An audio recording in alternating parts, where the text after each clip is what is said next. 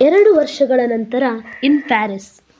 ತನ್ನ office work ಮುಗಿಸಿ ಲ್ಯಾಪ್ಟಾಪ್ನಲ್ಲಿ ಏನೋ ವರ್ಕ್ ಮಾಡುತ್ತಿದ್ದಳು ಅವಳು. ಅಷ್ಟಕ್ಕೂ ಯಾರು ಇವಳು? ವರ್ಷಗಳಿಂದ ಯಾರಿಗೂ ಕಾಣಿಸದೆ ಎಲ್ಲರಿಂದ ದೂರವಾಗಿ ಉಳಿದಿರುವ ನಮ್ಮ ಗುಪ್ತಗಾಮಿನಿ. ತಾನು ಎಂದೂ ಎಣಿಸಿರಲಿಲ್ಲ ಮುಂದೊಂದು ದಿನ ತಾನು ಕೂಡ ಗುಪ್ತ ಸರಸ್ವತಿ ಥರ ಕಣ್ಣಿಗೆ ಕಾಣದೇ ಇರೋ ಹಾಗೆ ಬದುಕಬೇಕು ಅಂತ. ಅಷ್ಟಕ್ಕೂ ಯಾಕೆ ದೂರ ಇರುವುದು?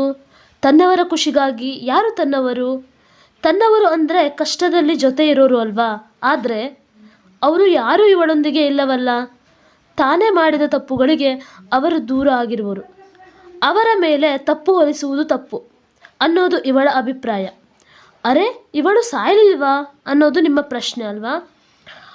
ಅವತ್ತು ನಿಜ, ಅವಳು ಎಲ್ಲರಿಂದ ದೂರ ಆಗಬೇಕು ಅಂತ ನಿರ್ಧಾರ ಮಾಡಿದಳು. ಆದರೆ ಆತ್ಮಹತ್ಯೆ ಅದಕ್ಕೆ ಪರಿಹಾರ ಅಲ್ಲ ಅನ್ನೋದು ಅವಳಿಗೆ ಚೆನ್ನಾಗಿ ಗೊತ್ತಿದೆ. ಆದ್ದರಿಂದ ಏನು ಮಾಡೋಕ್ಕೆ ಆಗೋಲ್ಲ, ಒಂದು ಜೀವಕ್ಕೆ ಜೀವ ನೀಡೋಕೆ ಹೇಗೆ ನಮ್ಮಿಂದ ಆಗಲ್ವೋ ಹಾಗೆ ಆ ಜೀವನನ ಕೊನೆಗೊಳಿಸೋ ಅಧಿಕಾರ ನಮಗಿಲ್ಲ. ಪ್ರಾಣ ನಮ್ಮದೇ ಇದ್ದರೂ ಅದಕ್ಕೆ ಅಂತ್ಯ ನೀಡೋದು ದೇವರಿಗೆ ಬಿಟ್ಟಿದ್ದು. ಅದಕ್ಕೆ ಅವಳು ತನ್ನ ವಸ್ತುಗಳು ಮತ್ತೆ ಕಾರ್ನ ಶರಾವತಿ ನದಿಗೆ ಹಾಕಿ ಅಲ್ಲಿಂದ ಬಂದು ಬಿಟ್ಟಳು. ಎಲ್ಲಿಗೆ ಹೋಗುವುದು? ಎಲ್ಲರಿಂದ ದೂರ ಉಳಿದು ಯಾರಿಗೂ ಗೊತ್ತಾಗದೇ ಇರೋ ಥರ ಬದುಕೋದು ಸುಲಭವೇ? ಇರೋ ಹಣವೆಲ್ಲ ಅಮ್ಮನ ಆಸ್ಪತ್ರೆ ಬಿಲ್ಗೆ ಪಾವತಿ ಮಾಡಿ ಆಗಿದೆ. ಇನ್ನೇನಿದ್ದರೂ ಹೊಸ ಜೀವನ, ಹೊಸ ಕನಸುಗಳು, ಹೊಸದೊಂದು ಕಲ್ಪನೆ ಎಲ್ಲ ಹೊಸದಾಗಿ ಪ್ರಾರಂಭಿಸಬೇಕು. ಪ್ರಾರಂಭಿಸೋ ಶಕ್ತಿ ನನಗಿದೆಯಾ? ಆದರೆ ಬದುಕಲೇಬೇಕು. ಅಮ್ಮನಿಗೆ ಮಾತು ಕೊಟ್ಟಾಗಿದೆ, ಅವಳಿಲ್ಲದೆ ಇದ್ದರೂ ಸುಖವಾಗಿ ಬದುಕುವೆ ಅಂತ. ಆದರೆ ಅವಳಿಲ್ಲದ ಜೀವನ ಸುಖವಾಗಿ ಇರೋಕ್ಕೆ ಸಾಧ್ಯವೇ? ಖಂಡಿತ ಇಲ್ಲ. ಆದರೆ ತೋರಿಕೆಗೆ ಆದರೂ ಬದುಕಲೇಬೇಕು. ಅಮ್ಮನಿಗಾಗಿ ಬದುಕಬೇಕು. ಅವಳು ಅದೆಲ್ಲೋ ಇದ್ದು ಖಂಡಿತ ನನ್ನನ್ನು ನೋಡುವಳು. ನಾನು ದುಃಖ ಪಡೋದು ಅವಳಿಗೆ ಗೊತ್ತಾಗಿ ಬಿಟ್ಟರೆ ಅವಳಿಗೂ ದುಃಖ ಆಗುತ್ತೆ ಅಲ್ವಾ? ಇನ್ನೆಂದೂ ಅಳುವುದಿಲ್ಲ ಅಂತ ಅವಳ ಚಿತೆಗೆ ಬೆಂಕಿ ಇಡುವಾಗ ದೃಢ ನಿರ್ಧಾರ ಮಾಡಿರುವಳು. ಶಿವಮೊಗ್ಗದಿಂದ ಮುಂಬೈಗೆ ಹೋದಳು. ಅಲ್ಲಿ 1-2 ತಿಂಗಳು ಒಂದು ಕಂಪನಿಯಲ್ಲಿ ಕೆಲಸ ಮಾಡಿದಳು. ನಂತರ ಪ್ಯಾರಿಸ್ಗೆ ಬಂದು ಬಿಟ್ಟಳು. ಈಗ ತನ್ನ ಹೊಸ ಜೀವನ ಪ್ರಾರಂಭ ಆಗಿದೆ. ಹೊಸ ಜೀವನ ಹೇಗಿದೆ? ಮೊದಲಿನ ಜೀವನದಂತೆ ಇಲ್ಲ, ಆದರೆ ಹೇಗೋ ಜೀವನ ಸಾಗುತ್ತಿದೆ. ಸಾಗಿಸಲೇಬೇಕು ಅಲ್ವಾ? ಜೀವನ ನದಿಯಂತೆ ಹರಿಯುತ್ತಲೇ ಮುಂದೆ ಸಾಗಬೇಕು. 2 ವರ್ಷದಲ್ಲಿ ತುಂಬ ಬದಲಾಗಿ ಬಿಟ್ಟಿದ್ದಾಳೆ ಗುಪ್ತಗಾಮಿನಿ. ಮೊದಲಿನ ಥರ ತರಲೆ ಅಲ್ಲ. ಅಷ್ಟಕ್ಕೂ ಯಾರ ಬಳಿ ತರಲೆ ಮಾಡುವುದು? ಉದನ್ವನ್ ಇಲ್ಲ, ಸರಸ್ವನ್ ಇಲ್ಲವಲ್ಲ ಅವಳ ಜೊತೆ ತರಲೆ ಮಾಡಲು. ಬೈದು ಬುದ್ಧಿ ಹೇಳಲು ಅಮ್ಮನೂ ಇಲ್ಲ. ಮಾತು ಕಡಿಮೆ ಆಗಿದೆ. ಕಡಿಮೆ ಅನ್ನೋಕ್ಕಿಂತ ನಿಂತೇ ಹೋಗಿದೆ ಅನ್ಬೋದು. ಮೌನಿ ಆಗಿರುವಳು. ಹಾಡು ಹೇಳೋದನ್ನು ಬಿಟ್ಟಿದ್ದಳು. ಹಾಗೆ ಡ್ಯಾನ್ಸ್ ಮಾಡೋದನ್ನು ಕೂಡ. ಅವಳ ಅಸ್ತಿತ್ವ ಅದರಲ್ಲಿ ಇದೆ ಎಂದುಕೊಂಡಿದ್ದಳು. ಆದರೆ ಈಗ ಅವಳಿಗೆ ಒಂದು ಅಸ್ತಿತ್ವ ಇಲ್ಲ. ಇನ್ನೆಲ್ಲಿ ಹಾಡು ಕುಣಿತ? ಹಾಡು ಹೇಳೋಕೆ ಹೋದರೆ ಸರು ನೆನಪು ಬರುತ್ತೆ. ನೃತ್ಯ ಎಂದರೆ ಉದನ್ವನ ಮುದ್ದು ಮುಖ ನೆನಪು ಬರುತ್ತೆ. ಅದರ ಜೊತೆ ಅವಳ ತಪ್ಪು ನಿರ್ಧಾರ ಕೂಡ ನೆನಪಾಗಿ ಕಾಡುತ್ತೆ. ಇದೆಲ್ಲ ಬೇಡ ಎಂದುಕೊಂಡು ಎಲ್ಲದರಿಂದ ದೂರ ಉಳಿದಿರುವಳು. ಉದನ್ವನ್ ಸರಸ್ವನ್ನಿಂದ ದೂರ ಆಗಿದ್ದಾಳೆ. ಆದರೆ ಅವರ ಬಗ್ಗೆ ಪ್ರತಿ ಮಾಹಿತಿಯೂ ಗೊತ್ತು ಅವಳಿಗೆ. ಸರಸ್ವನ್ಗೆ ಹೆಣ್ಣು ಮಗು ಹುಟ್ಟಿದೆ. ಆ ಮಗುವಿಗೆ ಗಾಮಿನಿ ಅಂತ ಹೆಸರು ಇಟ್ಟಿದ್ದಾರೆ. ಇನ್ನು ಉದನ್ವನ್ಗೆ ಮದುವೆ ಆಗಿದೆ. ಅದು ಅವನ ಅತ್ತೆ ಮಗಳು ಜಾಹ್ನವಿ ಜೊತೆ. ಉದನ್ವನ್ ಈಗ ಬೆಂಗಳೂರಿನಲ್ಲೇ ಸೆಟಲ್ ಆಗಿದ್ದಾನೆ. ಇಬ್ಬರು ಎಷ್ಟೇ ಬ್ಯುಸಿ ಇದ್ದರೂ ಸಮಯ ಮಾಡಿಕೊಂಡು ಭೇಟಿ ಆಗ್ತಾರೆ. ಅವರ ಮಾತುಗಳಲ್ಲಿ ಗುಪ್ತಗಾಮಿನಿ ನೆನಪು ಅಲೆಯಂತೆ ತೇಲಿ ಬರುತ್ತದೆಯೇ?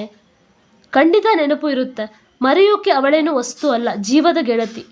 ಅವರಿಬ್ಬರು ಜೀವನದಲ್ಲಿ ಮುಂದೆ ಸಾಗಿ ಆಗಿದೆ. ಇವಳೇ ನಿಂತಲ್ಲಿ ನಿಂತಿದ್ದಾಳೆ. ಈಗಲೂ ಅವರ ಮೇಲೆ ಅದೇ ಪ್ರೀತಿಯ ಭಾವನೆ ಇದೆಯಾ? ಇಲ್ಲವೇ ಇಲ್ಲ. ಈಗ ಅವಳ ನೆನಪಲ್ಲಿ ಉಳಿದಿರೋದು ತನ್ನ ಅವರ ಸ್ನೇಹ ಮಾತ್ರವೇ.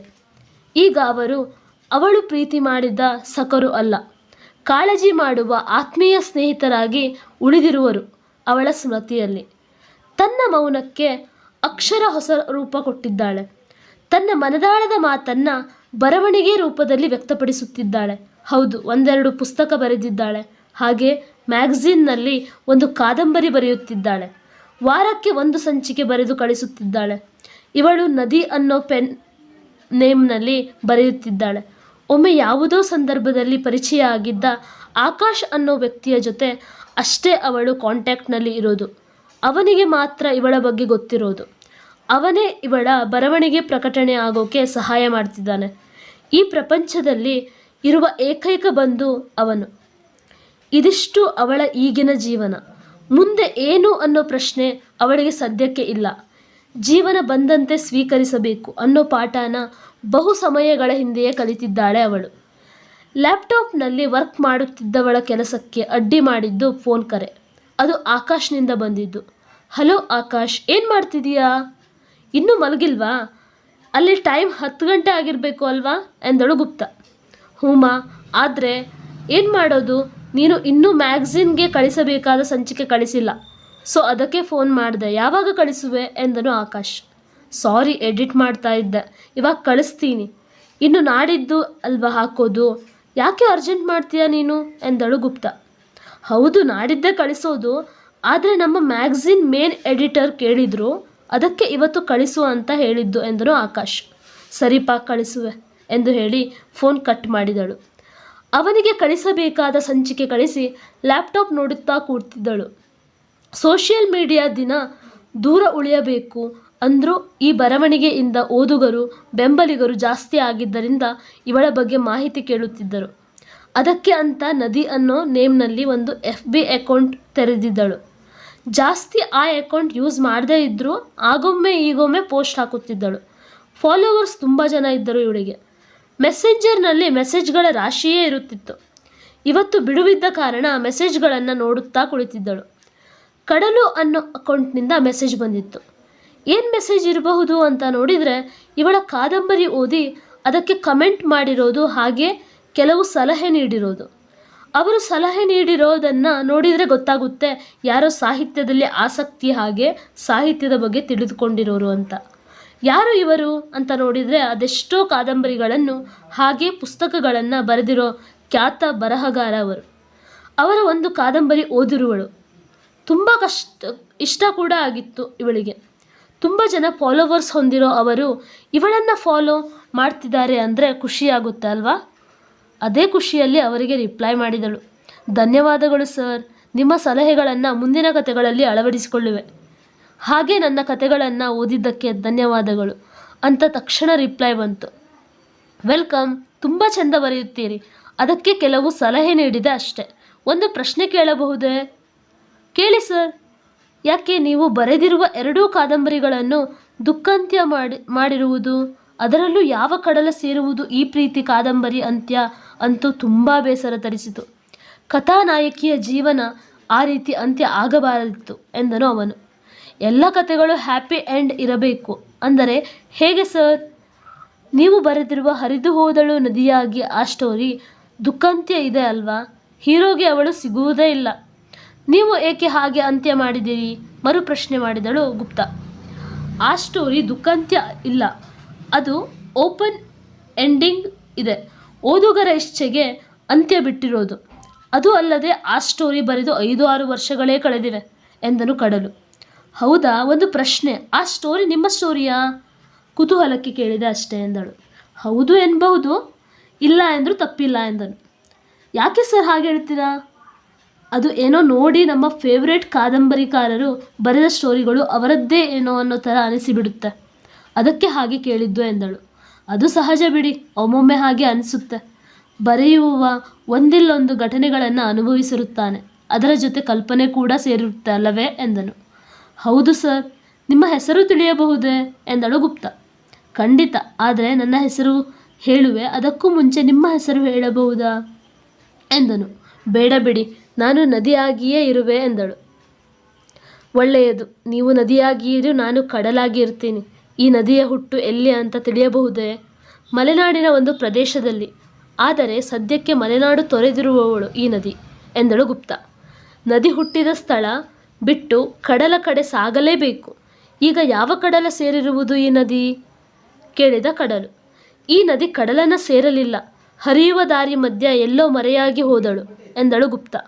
ಮಲೆನಾಡಿನಲ್ಲಿ ಹುಟ್ಟಿದ ನದಿ ಎಲ್ಲೋ ದಾರಿಯಲ್ಲಿ ಮರೆಯಾಗುವುದಾ? ನದಿಯ ವಿಧಿ ಕಡಲ ಸೇರುವುದು ಅಲ್ಲವೇ? ಇದು ಹೊಸ ವಿಷಯ ಅನ್ನಿಸಿತು ನನಗೆ ಎಂದನು ಕಡಲು. ಹೌದು, ನದಿಯ ವಿಧಿ ಕಡಲು ಸೇರೋದು ಆದರೆ ಒಂದು ನದಿ ಕಡಲ ಸೇರದೆ ಬತ್ತಿ ಹೋಯಿತು, ಆ ನದಿಯ ವಿಧಿಯೇ ಆಗಿದೆ ಎಂದಳು. ಅದು ಯಾವ ನದಿ? ಒಂದು ನದಿ ಸಪ್ತ ನದಿಗಳಲ್ಲಿ ಒಂದು, ಆದರೆ ಈಗ ಅದರ ಅಸ್ತಿತ್ವಕ್ಕೆ ಬೆಲೆ ಇಲ್ಲ, ಅಷ್ಟಕ್ಕೂ ಆ ನದಿಗೆ ಅಸ್ತಿತ್ವವೇ ಇಲ್ಲ ಎಂದಳು.